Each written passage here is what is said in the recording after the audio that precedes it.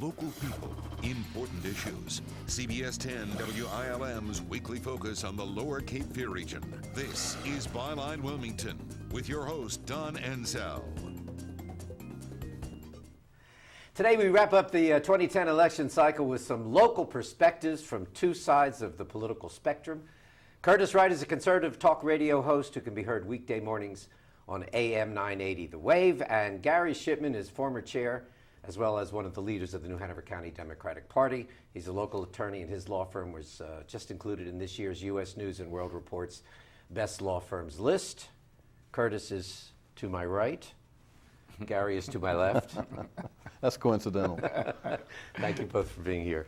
Thank you for having me. Let's begin with a debate that's fueled a lot of the issues in this year's campaign. What happened to the economy? Some say we were on the brink of another depression. Certainly we call it the Great Recession. Democrats frame it out one way. Republicans frame it out another. Curtis, let's start with you. What happened? Well, you know, we've talked extensively the last 3 years about this, and it's more about a story of history than it is a story about politics. First, it's about history. You and I talked about it several months ago. This story goes back decades, and I believe it starts with, and I'm giving you a perspective not just someone in politics, but someone who was in the investment industry. It starts with the idea that someone has the right to own a home. Someone has a right So for you this think or the right for housing that. market was Well, the big component? I'm sorry about that. And then I think what happens is you have an evolution of time where there was an evolution in the banking and investment industry. At the same time that was happening, and by the way, that evolution was not based on sound and prudent financial principles. The because evolution politics of the banking and financial industry, investment industry, because politics came into play. And as the banks bought up investment companies, and this is my belief, and as politics started to play a bigger role, and I'm talking about on both sides of the aisle, it was politics at all costs, and let's see who we can play to, subprime loans, someone has a right to a home, let's get people in the houses. And then you've got the banks and the investment companies easing, then packaging, and everybody's making it. And at the end of the day, everybody is responsible for what has happened here, not just the politicians. Gary, what do you say? I agree. I don't think that you can point the finger in any single direction. I don't think the problem was a political problem. You don't think it was political? I don't. I think that politics played a role in amplifying the problem, but I don't think politics were the problem. Certainly in 1999, when Democrats and Republicans decided to deregulate the financial sector, if you will, banks, and permit them to go out into the free market and engage in risky investments, both sides of the aisle thought that that was a good idea. But one of the points we need to understand is that our economic condition is similar to everyone else's in the world right now. And in fact, our economy is recovering at a quicker rate than others in the world. So this issue is not just a U.S. issue. Well, then what does that say about what happened? We put it to the housing market too. You're talking about the international banking system or the domestic banking system? For me, what I see has happened is that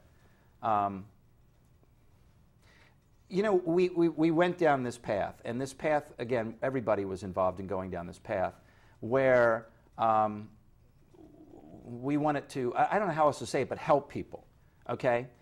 But the worst way you can help people is to burden them or give them, let's put it this way, give them something that's more of a burden than it is a positive. You know, the subprime loan situation. You know, there are people that can't afford a house, and you're hurting them by doing something, putting that burden and that responsibility. Not that it's it's not mean. And many people overreached on what they could afford because that's what I'm saying. Everybody was involved. And I think what bothers me more about this whole situation is we're not looking at, and Rolling Stone did 2 wonderful articles, if you can believe it. Rolling Stone, a man named Taby, did 2 wonderful articles on the history of this whole thing. And with Goldman Sachs and the other banks and investment firms, where we just kept rolling these All right, so- derivatives and packaged products, and it just keeps rolling from one deal to Is the that next. deregulation? I mean, the bottom line is things were deregulated to a point where... they couldn't do it. Prior to 1999, they couldn't do it. There were strict limitations. And you both agree both parties bear responsibility? Sometimes we say, Gary can tell me how he feels about this, but you know, we say deregulation, okay? That to me kind of makes it sound like a political issue, where I say we eased.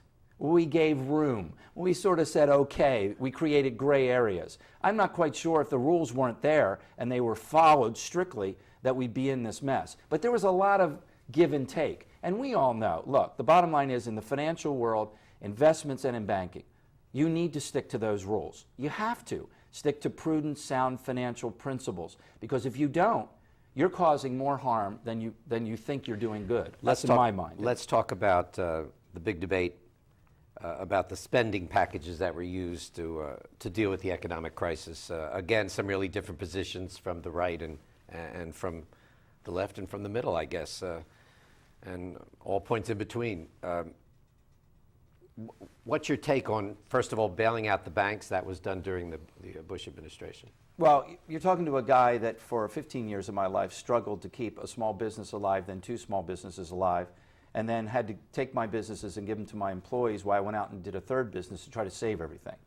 And I'm sorry, too big to fail, and comments like that and ideas and philosophies like that don't again help let them go the down. situation. I'm saying that, well, first of all, you have to watch because we let them get in that position by what I said, relaxing, bending, turning a blind eye. I don't think that we're helping anything in the market when you allow people to even have the idea that they're not fully responsible for their actions and their corporations and Bailing out businesses. the banks. Look, the concept was necessary.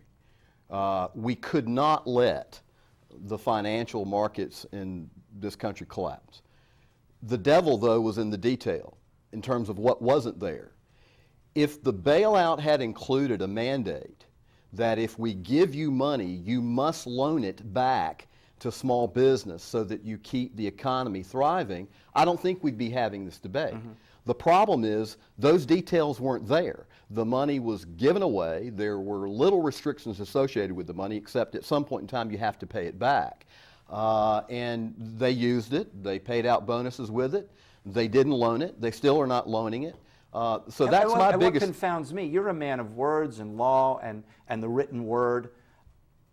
We went to people to try to solve this massive problem, the very people that got us into this problem, who never did their homework, don't know the unintended and intended consequences, how it needs to be put together. Instead, again, it was more from a political angle than it should have been through experts and people taking their time. What's the first thing that an investment advisor will tell you, or a banker will tell you, or anybody who's a consultant? Slow down, let's look at it, let's put it together, let's make sure we do it right. Again, hold that thought, because we're going to have to take a break, and we'll come back. When we come back, again, our guests, Gary Shipman, Curtis Wright. We're talking about what's happening in politics, our election 2010 wrap-up for 1 hour today. When we come back, did the president overpromise his solutions for the economy? Stay with us.